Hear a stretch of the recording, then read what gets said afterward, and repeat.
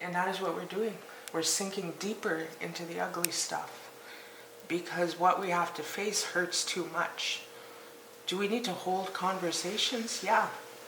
Do we need to hold conversations in spaces where we feel safe enough to speak, where everybody has an opportunity to speak, and everybody has a chance to be able to share? Because my grief is different than your grief. People are tired. There's generations and generations of so much trauma.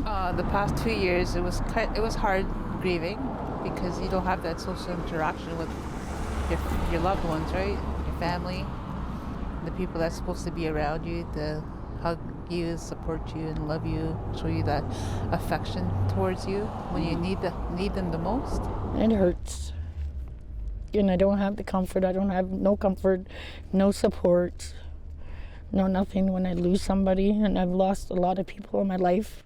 I try to create space just for the person, right? But we're all connected, you know? We're relational beings.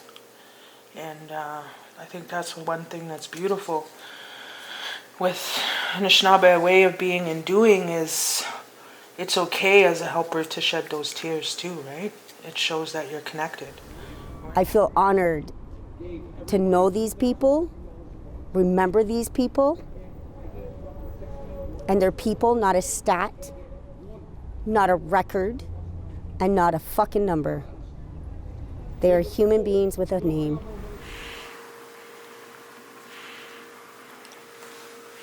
It feels like there's so much grief right now because, well, for a lot of different reasons, but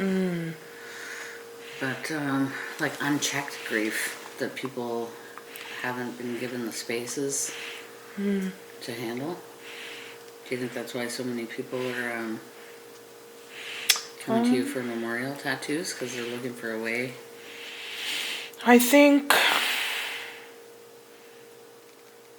what I've found is it's become so normalized. Mm-hmm. It's become so... Can I share my grief about losing my partner when this person just lost their sister the other day?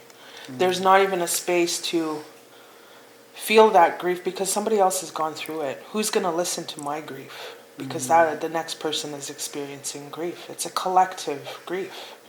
Does it take away from individualized grief? Does it take away from my grief? Yeah, it does. Mm-hmm. But does it make it more bearable? Yeah. It lessens the weight because I know I'm not alone in it. But at the same time, it slows the healing. It slows the healing that the individual needs to do on their own and of their own. I am learning. It's unfortunate sometimes that there's no words to identify feelings, because there isn't. It's a feeling. There's no words for it. It's just something you feel. It's like giving birth. Well, the tattoo I did this morning, just before coming here, she lost her friend a month ago to overdose. So it was, it's hard to do tattoos like that when they're still in that grief, right? Yeah. Because tears flow, right? So one of the ways I work through my grief is getting tattoos in memory of my loved ones that have gone before me. We're connected, interconnected, right? That collective, you can have somebody experiencing addiction and you understand that battle of addiction because you know where the roots of addiction stem from. I got the support when I'm in the circle with the girls that I love, and talking, smudging, that'll help me get through it. Writing things down and then burning them. And it feels like a big lift off my shoulders. Her nickname was Lady. before she passed. And we're also angry. We're so angry at systems designed to help and service and meet those needs, right? The community need, the addict struggling, and how COVID's impacted everything, every aspect of our being. And we're angry. And then we're sad. And then we're angry again. Some people, I feel, don't even know that they're grieving and realize that what they're feeling is grief. Again, it all comes down to the words, right? This one's my grandson. He passed away Boxing Day 2018. Are we really healing ourselves if we can't sit down and have those conversations? Or are we just turning a blind eye and just, yeah, it's acknowledged, we know it happened. Knowing it happened versus doing the healing is two entirely different things, right? His Nishnab's, or his spirit name is Turtle, and that's why there's a little turtle there. And I think a lot of people get stuck there. Yeah. They feel that they've acknowledged it. Now what? And now what? Yeah. Yeah. Do you think like we're in collective grief right now? I think it is, it's a collective grief. It's a mass grief. If collective grief is a thing, and it is, then collective healing would have to be possible. yeah, he passed away in 2018, and I don't have a tattoo of my brother yet. He passed away 4 days before my grandson passed away. And my mom passed away a month and a half before my brother and my grandson passed away. It's about balance, right? There is balance. And how do you achieve balance? Yeah. So you think we're definitely in an acknowledging phase? Yeah. Because we're still I think in it. some of us are.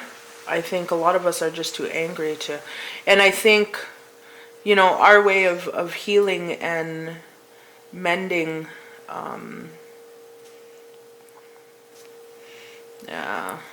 that is different for everybody, right? Different for everybody in that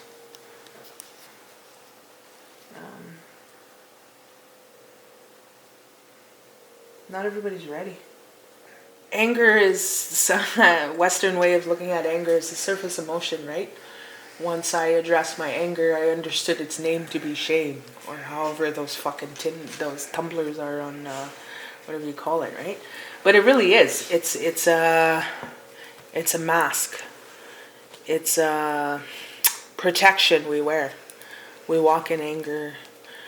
What's on the opposite side of anger? What's on the opposite side of resentment? It's usually envy. What's on, and Herb Nabagon does a really good, he calls them the rascals. I don't know how many there are. I want to say 5 rascals. But, there's envy in there, there's resentment, there's anger, and on the opposite end of that, once you find out where that hostility comes from, it's usually rooted in, something else. So when, how everybody deals with grief and sadness and shame and hurt is different, right?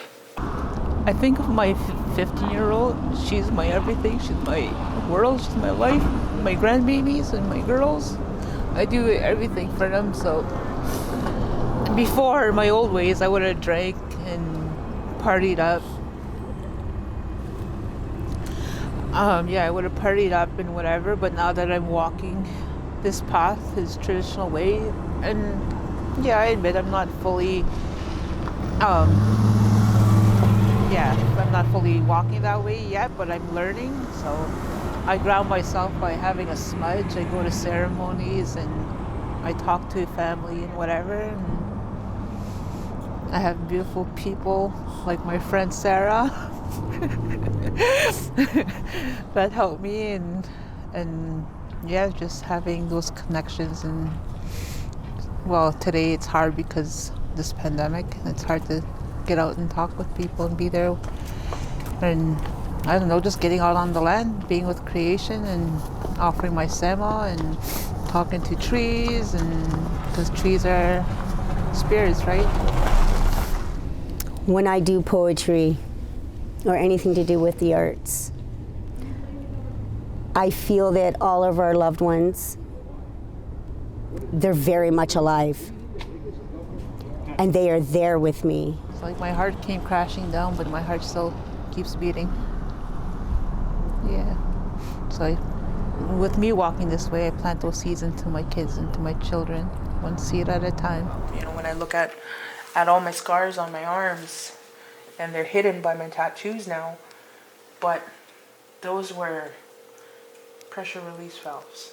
Those, like, you could cut and it would be like you could drink and you could feel that, you know, that just release. You can do dope, you can do drugs, and that's that pressure release valve. You can go for a run. You know what I mean? White people are really good at that, using exercise to deal with life. You know. Sorry, I just said that. You can cut that out. That's so funny. True. But that's true. Yeah, love it. because you need to have that space for you and creator, and to be able to have those conversations with whomever you lost. You need to be able to create space to honor that.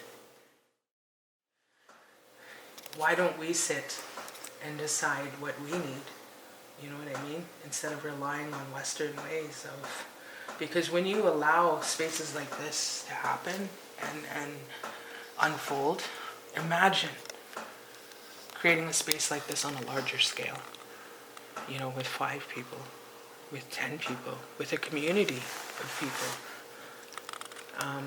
That's how change happens.